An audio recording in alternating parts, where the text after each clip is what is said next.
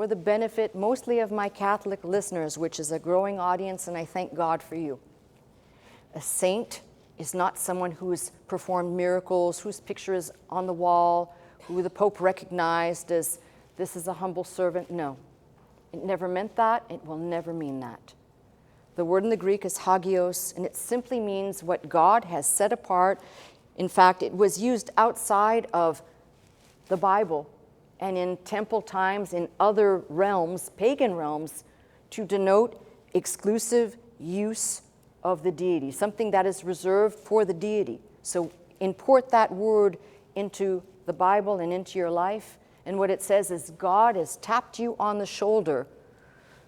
You belong to Him, and you are serving Him. So He's looked to you basically in an exclusive way to use you, and I hate to use those words, but to use you in the way and manner that He sees fit. He chose this crazy crock of clay here to stand before you. Some He chose to be doing edits, and others He chose. We all have our calling, but it's all the same. Children of God, called saints, not because we do good things or we do good works, but because He chose us in Him. That makes us saints.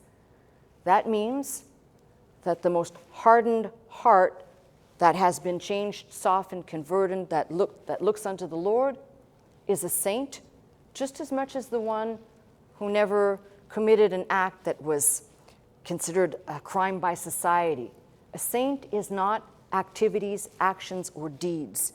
It is what God did to you when He tapped you on the shoulder and took you out of a group, a vast sea of people, amongst those maybe that He did not choose.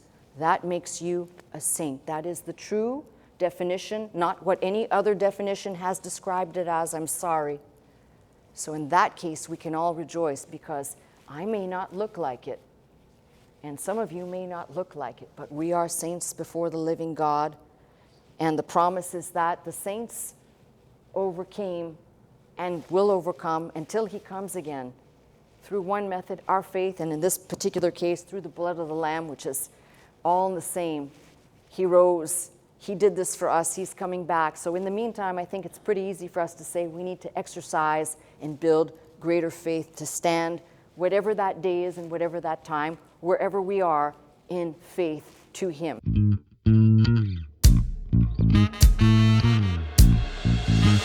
Come into this house, magnify the Lord, lift up holy hands, our hearts in one accord, worship and bow down before Him, exalt His name today. Come into this house,